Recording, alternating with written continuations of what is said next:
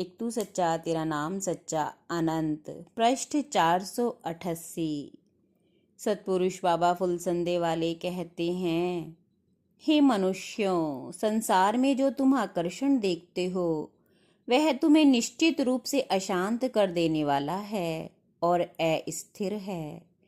इस प्रकार से कि जैसे विषैला झोंका तुम्हें निढाल कर जाए तो दूसरा क्षण भर के लिए विश्राम देवे। माताजी सतपुरुष बाबा फुलसंदे वालों के सामने अपने मन की स्थिति का वर्णन करते हुए कह रही हैं, दुर्गा जी की तरफ को जोत का मुंह करती हूँ तो सोचती हूँ कि गुरु महाराज नाराज ना हो जावें। मेरा मन बहुत परेशान रहता है। मेरी मानसिक परेशानी इतनी बढ़ गई कि चारपाई पर लग गई हूँ, बीमार पड़ गई हूँ। हे गुरु महाराज, मेरी इस समस्या का समाधान करो। तब हुजूर सतपुरुष ने कहा, हे माता, सतगुरु के दिव्य शरीर में 33 करोड़ देवी देवता निवास करते हैं। गुरु को ही गणपति कहा गया है। गुरु की पूजा से ही अन्य सभी पूजाएं सिद्ध होती हैं। देवी देवता हमारे पितरगण हैं। धर्म आचरण करने से सभी देवी देवता और पितरगण संतुष्ट होते हैं। और धर्म यह है कि गुरु से बढ़ के कोई देवता नहीं है।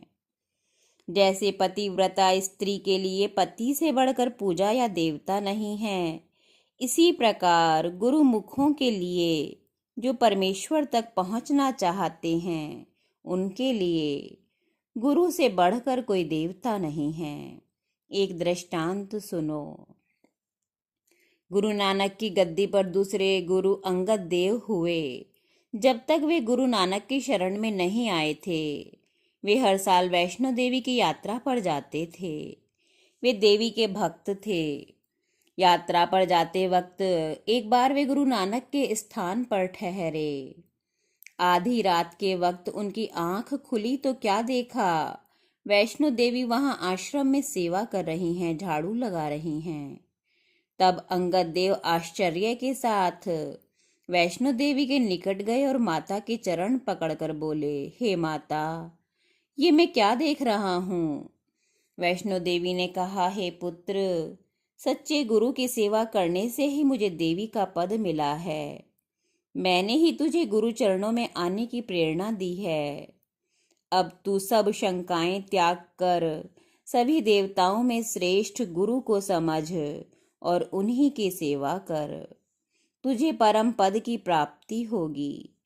इसी प्रकार एक बार हुजूर सतपुरुष जब बद्रीनाथ में सत्संग करने के लिए संगत को ले जा रहे थे, तभी एक सत्संगी ने स्वप्न में देखा कि नर नारायण ऋषि 2 दिव्य रथ लेकर आए। उन्होंने सतपुरुष की आरती उतारी और कहा, हम आपको लिवाने के लिए आए हैं।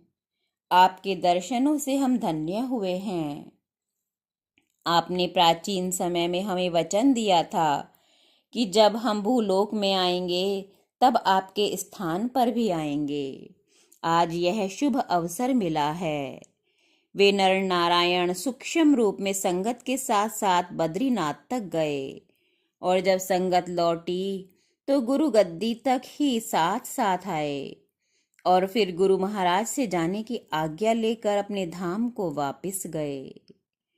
हुजूर सतपुरुष ने उस माता से कहा, तुम अपने मन की सभी शंकाएं निकाल दो।